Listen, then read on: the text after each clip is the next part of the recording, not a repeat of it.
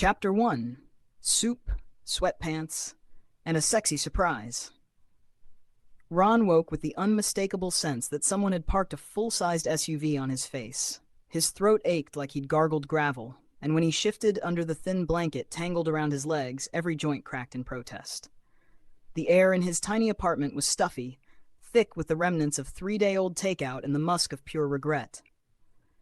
He opened one crusted eyelid, stared at the half-eaten box of cereal on his coffee table, and groaned. Perfect, I've died. This is hell. And hell is my apartment. His phone was dead on the floor. Probably for the best. If his boss had texted again, he might have eaten the phone out of spite, or thrown it at the wall, or both. Ron sat up, head swimming, and tried to take stock of his life. He wore yesterday's sweatpants, which had developed a suspicious stain on the thigh, and a hoodie so large it practically devoured him. He had no food, no energy, and definitely no will to live. Or work, or adult in any way. In short, he was thriving. A knock at the door startled him into a coughing fit. He glared at the door like it had personally offended him. No one visited him unannounced. The last time someone knocked like that, it was a delivery guy who left his dumplings 3 buildings over. Another knock. Firmer this time, followed by a low voice. "Ron?" Ron blinked. That voice was smooth, like jazz dipped in honey. Familiar, too. Then the door creaked open, because of course Ron had forgotten to lock it, and in stepped the very real, very unfairly handsome man who lived across the hall. Matthew. Matthew was the type of man who made Ron's brain malfunction. Tall, broad shoulders under a soft gray Henley that clung to his chest like a lover. Hands large enough to palm a basketball, or, Ron's face. Silver streaks in dark hair. A jawline so sharp it could open packages. And those eyes, steady, unreadable, a little amused, always watching. Also, the man smelled like cedarwood and competence. Ron squinted. Oh, great, did death send a sexy messenger? Matthew raised one brow. No, but I do make a mean soup. Ron tried to sit straighter and failed. If I'm hallucinating, this is an oddly specific fantasy. Did you bring? I did, Matthew said, stepping fully inside and shutting the door. He held out a container. Steam curled from the lid like a promise. Chicken and rice, with lemon and ginger, old family recipe. Ron stared at him like he'd descended from the heavens on a soup-scented cloud. Are you a culinary angel or just an extremely hot neighbor with unsettling timing? Matthew's lips twitched. Let's go with the second one. The man didn't wait for permission. He strode into the kitchen with casual authority, placing the soup on the counter like he'd done this before. Like he belonged.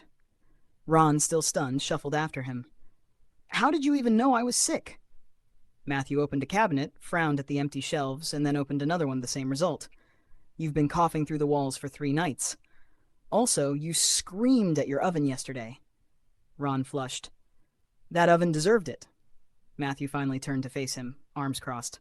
What did it do? It blinked at me with its demon light and then died halfway through my chicken nuggets. That is a crime. Ron stared. Are you flirting with me? Matthew leaned against the counter, casual and calm. Would it make the soup taste better? Ron muttered something about unfairly charming men and pointed at the container. You came here with soup. I feel like this is a trap.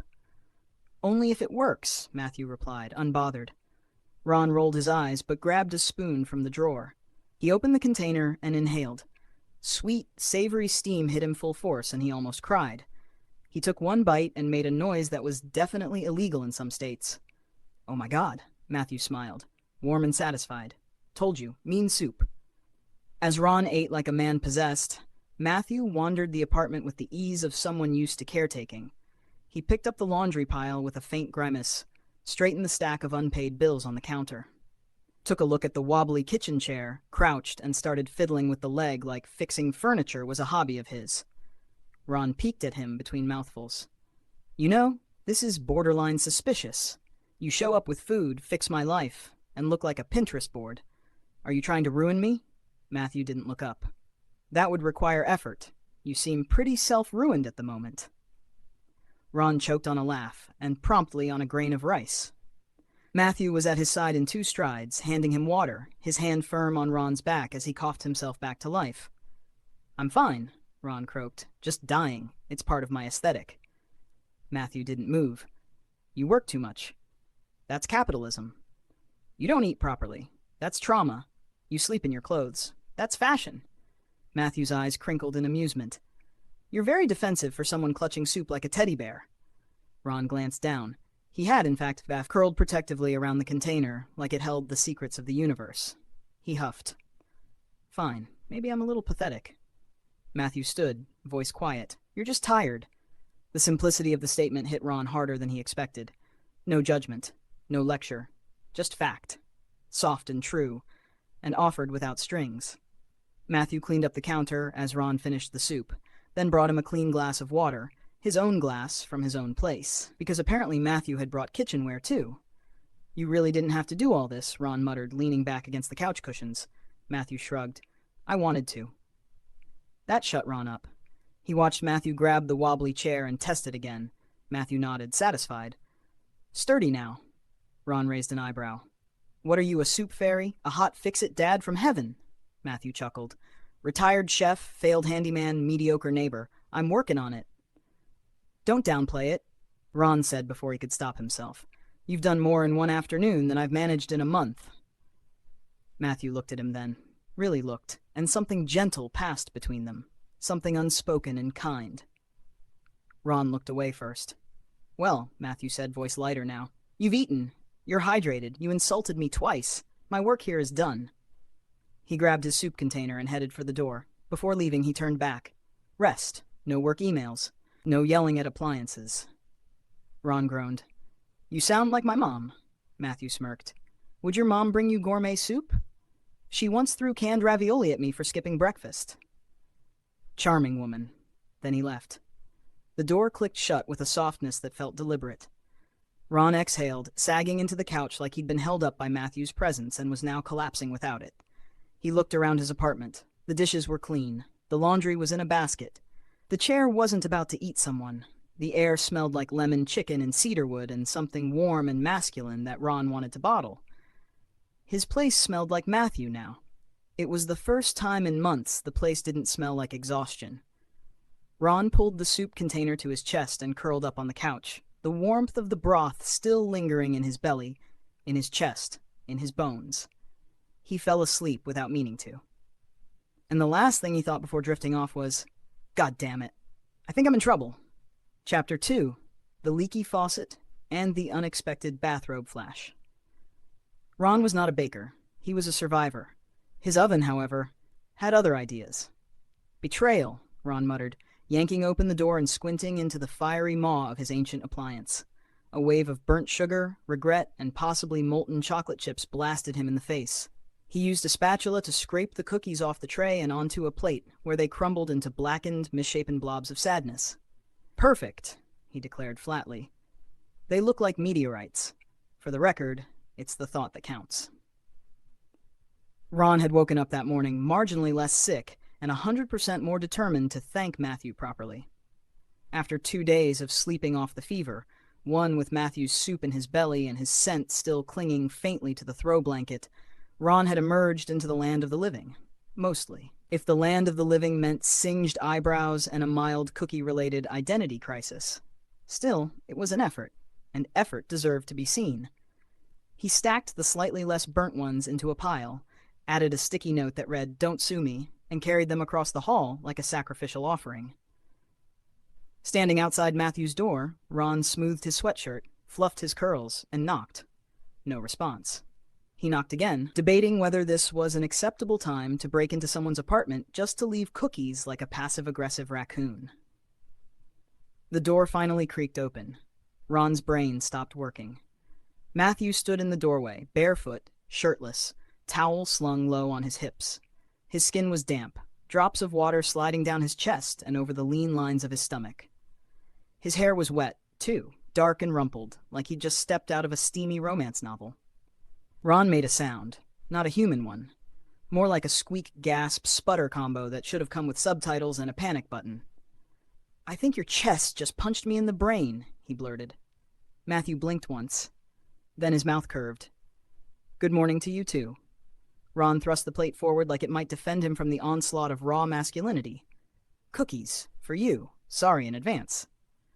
Matthew took the plate, looked down at the cookies, and then back up. "They're charmingly rustic." I burned 2 batches. I can tell.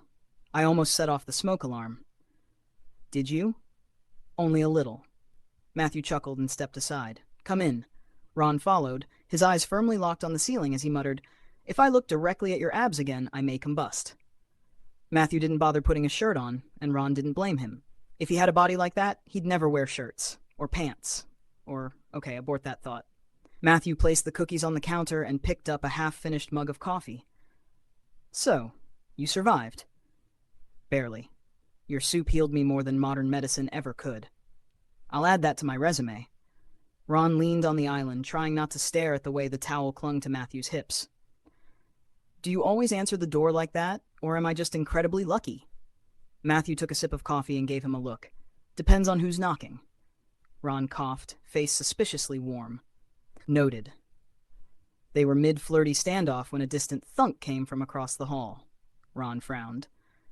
That was either my faucet committing suicide or a rat uprising.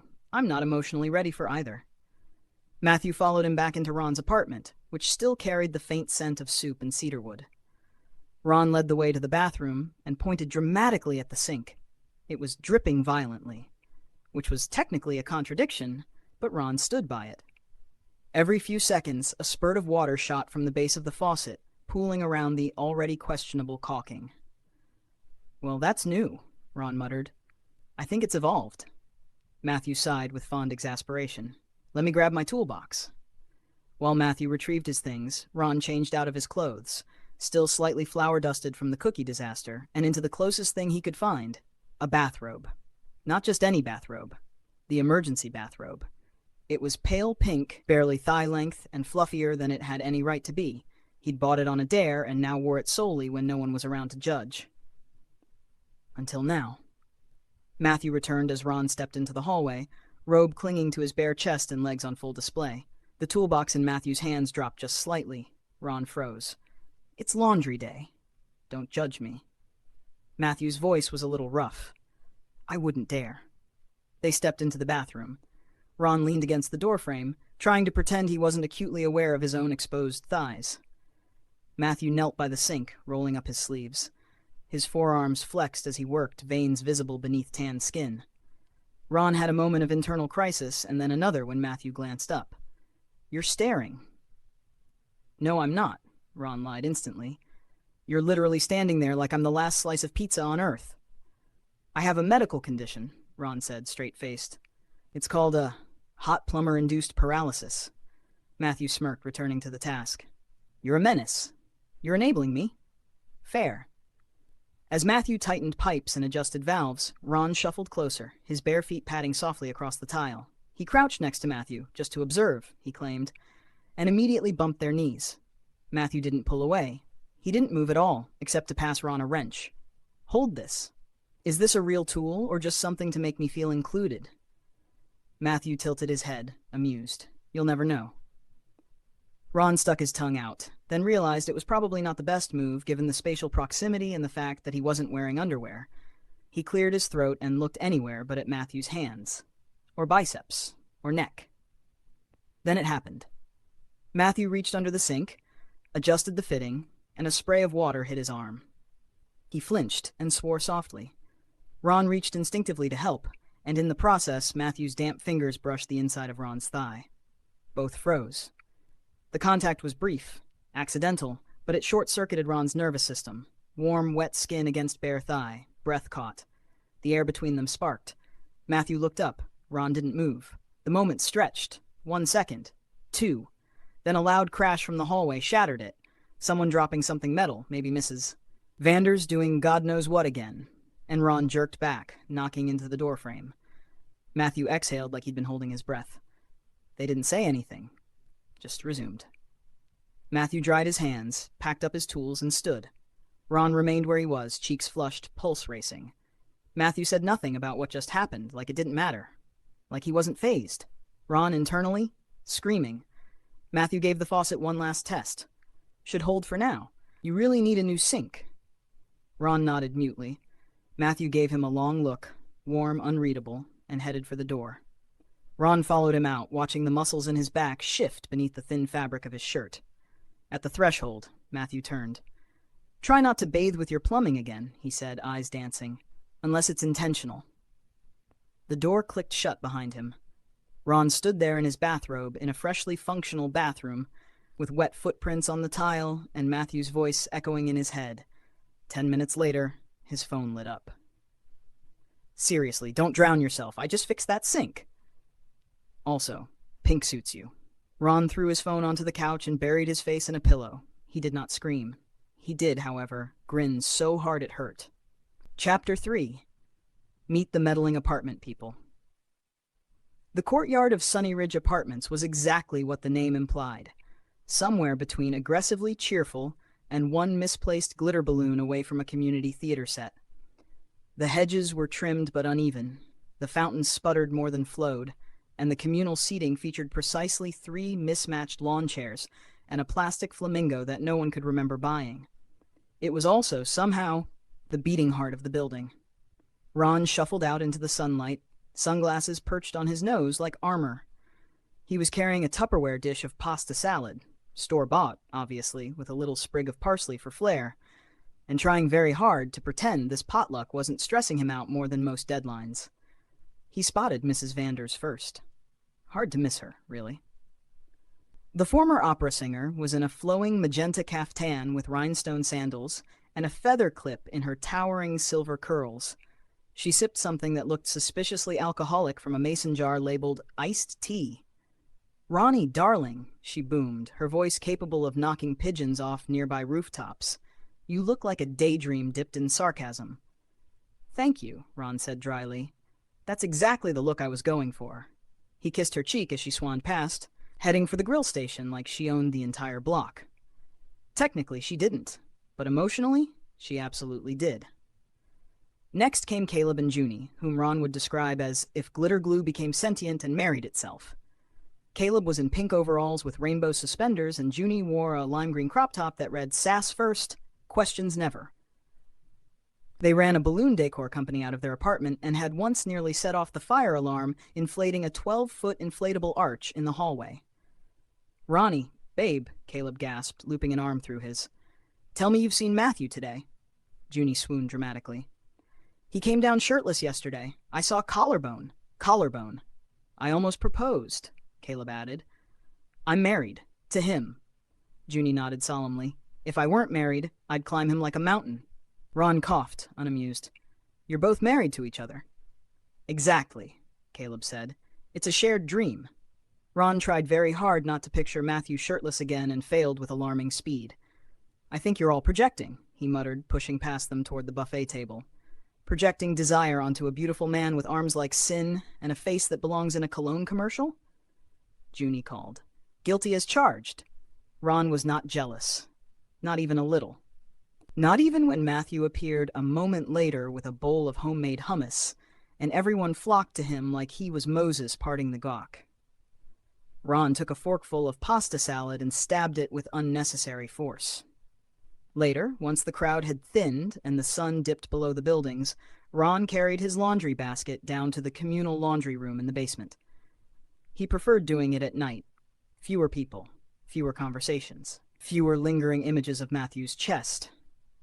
The room buzzed with the low whir of machines and the faint smell of detergent.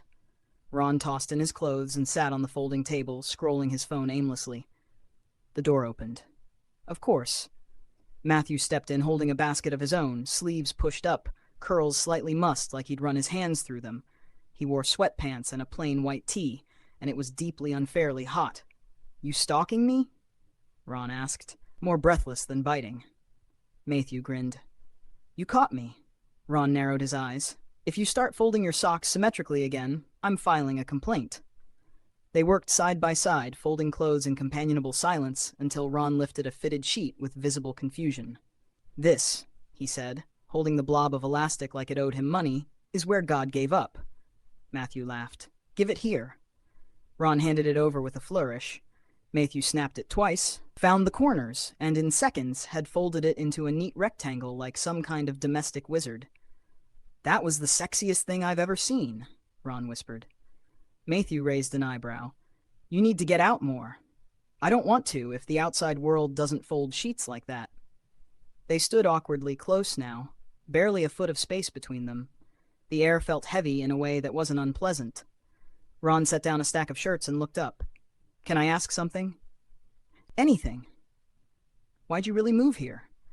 I mean, you could live somewhere fancier. You scream man with a cabin and a vintage record player energy." Matthew chuckled. "I used to run a restaurant." Ron blinked. "Wait, seriously?" "Yep, small place. Family owned. We made everything from scratch." Ron tried to imagine Matthew in a chef's coat, barking orders, tasting sauces. It was predictably hot. "What happened?" Matthew leaned against the table, face tilting toward the hum of the dryer. "Burned out. Long hours. Too many expectations. Some personal stuff, too." Ron said nothing, sensing that Matthew wasn't trying to avoid the topic, just not ready to open it all the way. "You miss it?" Ron asked gently. Matthew nodded. "Sometimes. Mostly the part where I made people feel cared for. You can feed 100 strangers and still remember the look on one face when they bite into something warm. You know?" Ron nodded. "Yeah, I get that." Matthew glanced at him. "What do you do again?" "I work for a marketing firm. Branding, social campaigns, fake enthusiasm in emails. That sort of thing." "Sounds glamorous. It sounds like death in a blazer." Matthew laughed, and Ron smiled a little too brightly. "I'm good at it," Ron said. "But I'm tired all the time. My boss is, well, let's just say she thinks vacation days are a suggestion, and I don't even know what I'm chasing anymore. Half the time I just survive the week and call that success." Matthew was quiet for a moment. Then he said something soft, simple. "You don't have to earn rest." Ron looked up. "You just deserve it," Matthew added. The sentence hit Ron like a velvet sledgehammer. Not because it was profound, but because no one had ever said that to him before. Not his parents, not his coworkers, not even himself. The laundry room hummed around them, and the silence stretched between them like thread. They were still looking at each other when the washer behind them made a sound like a dying walrus, and promptly exploded water from the side vent. Both men jumped. Water gushed across the floor, hitting Ron's shoes with enough force to make him yelp. "Shit, hold this!" Matthew handed him the laundry basket and crouched near the machine, twisting the emergency valve. Ron clutched the basket like it was sacred cargo. "It's the universe. It heard us bonding and got jealous." The door burst open again. Benny stood there, backpack on one shoulder, eyes wide. Should I come back?" Matthew, dripping wet now, gave him a thumbs up. "Just another normal day." Ron gestured at the soaked floor. "Laundry room's haunted. Tell your friends." Benny smirked. "Cool." He pulled out headphones and sat in the corner to do his math homework like this happened every day. Which, to be fair, wasn't far off for this building. Matthew turned the valve one last time, water slowing.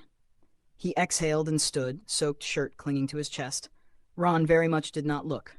Benny looked up. "You want a towel or something, Mr. M?" Matthew nodded, accepting it from Ron with a murmured thanks. The earlier intimacy was gone, drowned in water and teen sarcasm, but the ache lingered. Later, as they climbed the stairs back to their respective apartments, Matthew paused at Ron's door. "Thanks for folding with me," Ron said, trying for casual. Matthew's smile was tired and warm. "Anytime." Ron watched him walk away, towel slung over one shoulder, footsteps soft against the carpet. Inside his apartment, Ron kicked off his wet shoes, flopped onto the couch, and stared at the ceiling. He was in trouble. Not just because Matthew folded fitted sheets like a sex god, or made hummus that made grown adults moan, but because, for the first time in a long time, someone had looked at him, tired, burnt out, sarcastic him, and said, "You don't have to earn rest." And Ron believed him. Chapter 4. Fever dreams and cuddles that aren't technically cuddles. Ron hadn't blinked in over an hour. He was pretty sure his eyeballs were now just 2 crispy contact lenses lodged into the back of his skull. The glow of his laptop seared through his skull like divine punishment, and the clock in the corner read 2:37 a.m. Ron's apartment was silent except for the faint hum of his laptop fan and the ever louder sound of his own body giving up. His inbox was a battlefield of passive-aggressive follow-ups, unrealistic deadlines, and an email chain from his boss titled, "Let's Circle Back," that somehow stretched into 30 replies of nothing. He reached for his mug of coffee, found it cold, and accidentally knocked it onto the floor. The mug shattered. Ron stared at it for a solid 20 seconds. Then he slumped sideways onto the rug like a Victorian widow, face mashed into the scratchy fibers. His limbs refused to move. His body was buzzing with stress and exhaustion and something close to tears, but he didn't even have the energy for a breakdown. He didn't remember falling asleep. He only remembered the knock. Not sharp, not loud. Just deliberate, patient. He barely registered the sound of his door unlocking. Matthew had a spare key. Ron had shoved it into his hand weeks ago in a flustered attempt to look cool after nearly locking himself out barefoot in a hoodie that read, "Trash, but make it sad." There were footsteps. Then a quiet voice. "Ron?" Ron tried to groan, but it came out more like a whimper. The footsteps grew closer. Then Matthew's voice again, low and calm. "Jesus. Okay, hey, can you sit up?" Ron flopped his arm in Matthew's general direction like a beached seal. Matthew didn't waste time. He crouched, slid one arm under Ron's knees, the other behind his back, and lifted him like he weighed nothing. Ron blinked blearily up at him. "This feels medically irresponsible." "You passed out on the floor, Ron." "It's called multitasking." "You were face down in a pile of highlighters." They were comforting. Matthew laid him gently on the couch and disappeared into the kitchen. Ron vaguely heard water boiling, the familiar clink of a mug, the rustle of a tea bag wrapper. Then Matthew returned with a warm cup and placed it on the coffee table before draping a heavy knit blanket over Ron's legs. Ron protested weakly. "I can take care of myself." "Clearly," Matthew deadpanned, gesturing toward the cold coffee puddle and the cracked laptop screen. Ron scowled and tried to sit up. Matthew nudged him gently back down with one hand to his shoulder. "Rest. You're running on caffeine spite and that one protein bar I saw in your trash 2 days ago." Ron squinted. "Have you been spying on me? I live across the hall. I can smell your emotional collapse through the vents." Ron would have argued, but the blanket was warm and smelled like Matthew. He curled into it without thinking, tugging the fabric up to his chin. Matthew hovered for a second. Then, to Ron's surprise, he sat down on the couch beside him. Their knees brushed. He picked up a book from the cluttered coffee table. A strange sci-fi romance with a cover that featured a guy with 3 arms and suspiciously good hair. "This yours?" Matthew asked. "Don't judge me, I bought it ironically." Matthew flipped it open. "Uh-huh. Sure you did." He started reading. His voice was deep and slow, a quiet drawl that made every sentence feel like warm honey dripping into Ron's brain. He read about space battles and awkward alien love confessions with the same gravity one might use to recite Shakespeare. Ron couldn't even focus on the words, just the sound. After 10 minutes, Ron mumbled, "Your voice is dangerous." Matthew didn't look up. "Dangerous how?" "Like sexy honey. Weaponized comfort. Should be regulated." "Want me to stop?" Ron's eyes fluttered half shut. "You stop, and I'll cry." Matthew chuckled. The reading continued. Time lost meaning. The lights dimmed, the world shrank, and the only things that existed were the weight of the blanket, the quiet rustle of pages, and Matthew's voice slipping into every corner of Ron's chest like it belonged there. At some point, Ron shifted. He didn't plan it. But when he woke a little later, he was curled against Matthew's side, head tucked under his arm, one hand resting on Matthew's chest. And Matthew hadn't moved. He was still there, still reading, still holding him. Ron pretended to be asleep for a few minutes more, heart thudding wildly. It should have been embarrassing. It was embarrassing. But Matthew's arm was around him like it belonged there. Like this wasn't weird at all. Eventually, Matthew stopped reading. Ron opened his eyes. They were nose to nose now, faces bathed in the soft golden glow of the lamp. "You're still here," Ron whispered. "I said I would be." Ron searched his face for something, doubt, hesitance, uncertainty, but found none, just calm, just Matthew. He reached up before he realized what he was doing, fingers brushing the line of Matthew's jaw. Matthew's breath caught, the moment cracked open, slow and intimate and heavy with all the unsaid things between them. They leaned in. It wasn't intentional, it wasn't even conscious, just gravity. They were inches apart. Then, Matthew pulled back. Not sharply, not in rejection, just gently. "When you're not this tired," he said quietly, "I want you to remember it." Ron's throat went tight. "I'll remember it anyway." Matthew smiled, soft and small. "Even better." They stayed like that for a while. Bodies close, legs tangled, hearts steadying together. Ron eventually drifted off again, this time not from exhaustion or collapse, but from warmth. From the security of someone who didn't demand anything from him. He'd fallen asleep next to men before.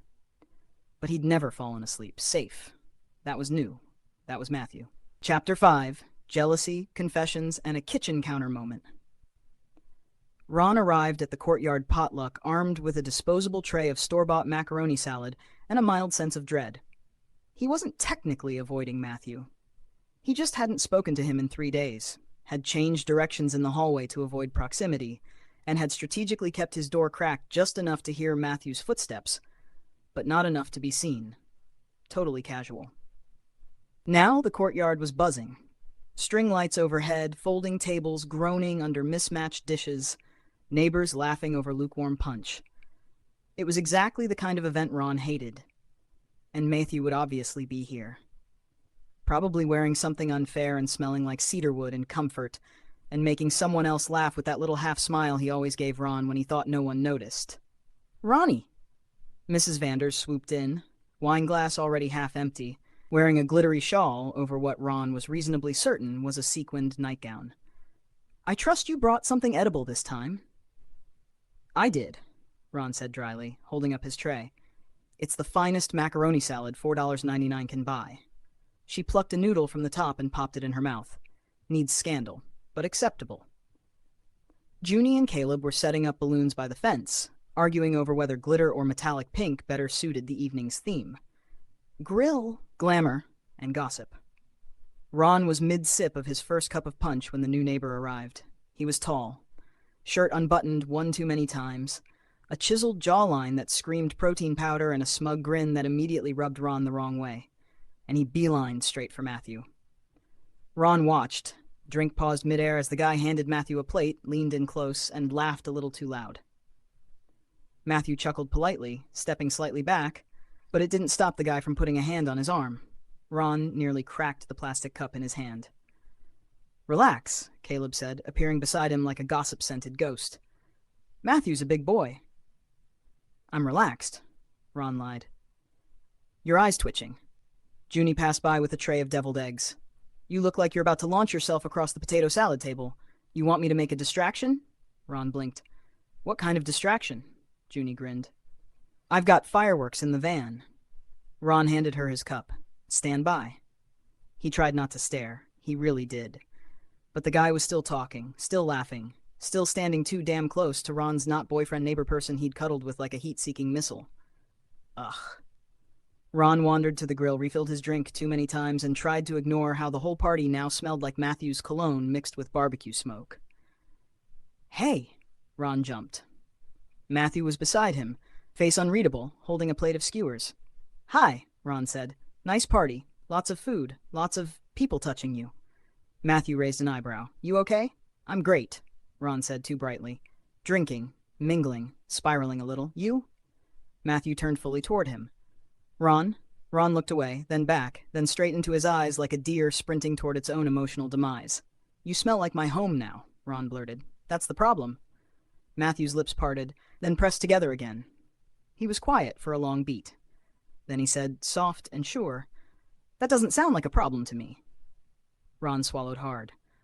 The noise of the party faded, the sizzle of the grill muffled, the lights behind them blurred. And Matthew kissed him. There, behind the barbecue, with the scent of grilled onions and the buzz of gossip 2 feet away, Matthew leaned in and kissed him, slow and deep and intentional. His hand rested at the base of Ron's neck like an anchor, and Ron melted into it like his entire body had been waiting for that exact moment. It was sweet and messy and not long enough. Until "Get a room! Or at least the dessert table!" Junie shouted, throwing a handful of rainbow confetti in their direction. Ron yelped. Matthew chuckled against his lips. They pulled apart, cheeks flushed. Junie blew them a kiss. "We're so proud," Caleb shouted, wiping a fake tear. Matthew grabbed Ron's hand and tugged him toward the back gate. "Let's go before they start a slow clap." Matthew's apartment was dimly lit, quiet. They dropped their keys, kicked off their shoes, and stood in the kitchen in the soft hush that followed chaos. Ron turned, leaning against the counter. So, that happened. Matthew was already pulling plates from the party bags and rinsing them in the sink like nothing had changed. Except everything had. Ron joined him, drying each dish. Their shoulders bumped, their fingers brushed. It was too quiet. Ron cleared his throat. "For the record, I'm not usually the jealous type." Matthew glanced at him. "You were cute about it." I was feral. You were passionate. Ron made a face. That sounds like a polite way to say I nearly stabbed a stranger with a corn skewer. You didn't. I thought about it, Matthew chuckled. I'm flattered. They stood in silence for a beat. The last plate was placed on the drying rack. Matthew turned, leaning one hip against the counter, his gaze steady. You don't have to be strong around me, he said quietly. You don't have to be funny or composed or perfect. Ron's breath caught. You don't have to be anything but here. Ron stared at him, pulse pounding. I've been waiting for someone to say that my whole damn life, he whispered. Matthew stepped forward, took Ron's face in his hands, and kissed him again. This time, it wasn't shy or public or interrupted. This was deep, lingering, hungry. Ron wrapped his arms around Matthew's neck, pulling him close. Matthew's hands slid down, gripping his waist, fingers splayed over his back. Kisses turned to touches. Touches turned to sighs. They didn't make it to the bedroom. Matthew hoisted Ron onto the kitchen counter, their mouths never parting. Ron's hands tugged at Matthew's shirt, slipping it off his shoulders, revealing skin he'd dreamt about more times than he'd admit. Matthew peeled Ron's shirt off in return, eyes drinking him in like he was something rare. Their bodies moved together like they'd done this 1,000 times in another life. Ron's legs wrapped around Matthew's hips, Matthew's mouth moving over Ron's throat, his collarbone, the hollow of his shoulder. Clothes were shed in pieces. Whispers filled the space between kisses. You okay? Matthew murmured against Ron's neck. Ron nodded, breathless. I've never been more okay. They made love on the cool surface of the kitchen counter, in the soft, golden light of the overhead lamp, surrounded by the remnants of dinner and the smell of grilled vegetables and cedar wood.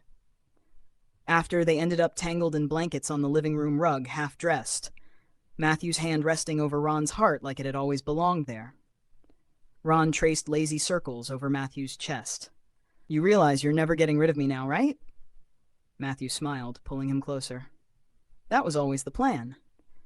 They drifted into sleep like that, wrapped in each other, hearts steady, breath synced. For once, Ron wasn't thinking about deadlines or email threads or being too much. He was just there, and it felt exactly like home. Chapter 6. The apartment smells like him, and I never want it to change. The thing about falling in love slowly, Ron decided, was that one day you just woke up and realized everything had changed, except nothing looked different. The apartment still had the same lopsided shelf, the chipped coffee table, the crooked art print of an angry duck in sunglasses. But now, the blanket on the couch smelled like cedarwood. The kitchen counter had a scratch from Matthew's belt buckle. His favorite mug had migrated to Ron's cabinet, and Ron laughed more. He didn't mean to. It just slipped out, unexpectedly. A snort over burnt toast, a giggle when Matthew mispronounced the name of Ron's shampoo, a full-blown body-shaking laugh when Benny impersonated Mrs. Vanders's dramatic sneeze in the hallway. He was glowing, and not just from getting laid regularly. Well, that helped. Matthew never rushed him, never hovered. He just existed, steady, warm, endlessly competent. He made space for Ron to breathe, to stumble, to exist in all his messy glory. Today, the entire apartment smelled like smoke and betrayal. Matthew walked in and immediately froze. Oh no. It's fine, Ron said, flapping a dish towel like it was a magic wand, and he was trying to summon salvation. Everything's under control. Matthew peered into the oven. You tried to bake? Banana bread. Ron, this is charcoal pudding in loaf form. It's rustic. Matthew took a bite anyway, expression somewhere between pained and polite. It tastes like banana regrets. Ron crossed his arms. You're rude and beautiful. A toxic combination. Matthew leaned in, pressed a kiss to his forehead. I love it. Thank you for trying. You're contractually obligated to say that. Nope, I'm just pathetically in love. Ron made a strangled noise and swatted him with a potholder. Later that week, as they sat curled on the couch watching some horrible sci-fi show with worse wigs, Benny knocked and let himself in like he owned the place. He dropped his backpack, snatched a cookie from the tray, and pointed a Cheeto-stained finger at them. So, he said, crunching dramatically, are you guys dating, or is this like a long con roommate experiment? Ron blinked. Kinda? Benny raised an eyebrow. Emotionally married, Ron added. Physically irresponsible. Matthew choked on his tea. Benny just nodded. Cool. I'm putting you both down for the Halloween party. Couple's costume required. He left with another cookie and zero elaboration. Ron slumped against Matthew's side. We're officially that couple. Matthew kissed the top of his head. We've always been that couple. The email came on a Thursday. Subject: congratulations on the offer. Ron stared at the screen. His boss was offering a promotion, more money, fancier title. Also, brutal hours, constant stress, soul-sucking meetings, and zero boundaries. Matthew found him pacing in the hallway, coffee untouched. You okay? He asked gently. Ron handed him the laptop. Read it. Matthew did. Then he looked up. What do you want to do? Ron opened his mouth, closed it, sighed. I want to say no, he admitted. I want to choose me for once. I want to stop sprinting toward some imaginary goalpost that just keeps moving. Matthew stepped forward, brushing his knuckles down Ron's arm. Then say no, he said softly. Whatever you do next, make sure you can breathe. Ron blinked, overwhelmed. Then he smiled. Okay. They updated his resume that night. Matthew typed while Ron paced and threw popcorn at the wall. It felt like a beginning. The rooftop dinner happened on a Saturday with fairy lights strung between the pipes and everyone in their building bringing something vaguely edible. Junie showed up in a sequined jumpsuit and announced, I am the human disco ball of joy. Mrs. Vanders brought deviled eggs and opera. Benny brought soda, sour gummy worms, and zero adult supervision. Ron brought Matthew. They sat on beanbags, shared skewers, drank punch, and watched the sun dip behind the skyline. At some point, while Ron was laughing at something Benny said, Matthew leaned in and kissed his cheek. The whole courtyard burst into applause. Ron turned, flustered. You just outed us in front of the housing committee. Matthew shrugged. Let them gossip. I've got nothing to hide. Ron grabbed his hand. Held on. After dessert, Matthew pulled him aside and pressed a small black box into his hand. Ron opened it. Inside, a cologne bottle. Sleek. Simple. The same scent Matthew wore. Cedar, a little spice, something warm and grounding. Ron's throat went tight. Matthew cleared his throat. Now, even when I'm gone, you'll still have the comfort. Ron stared at him, then said, quiet but fierce, I don't want the bottle. I want you. Always. Matthew's eyes darkened. He reached out, cupped Ron's face, and kissed him, deep, sure, and full of joy. They barely made it to the bedroom. Laughter echoed through the apartment as Matthew dragged Ron toward the bed, both of them shedding clothes like breadcrumbs. Ron tripped over a sock. Matthew caught him and kissed him breathless. Ron whispered, You healed me with soup. That should be illegal. Matthew grinned. Then arrest me after breakfast. They fell into bed, tangled in sheets, kisses sloppy and greedy and sweet. Hands roamed, mouths explored. It wasn't rushed, it was reverent, like rediscovering something sacred in every breath, every touch. The apartment was dim, lit only by the city glow filtering through the window. They made love slowly, again and again. Between kisses, Ron whispered dumb jokes. Matthew bit his shoulder in retaliation. Ron squealed. Matthew hushed him with another kiss. They fell asleep like that, limbs tangled, hearts full, their shared scent in the sheets and the walls and each other's skin. The apartment smelled like Matthew now. And Ron never wanted that to change.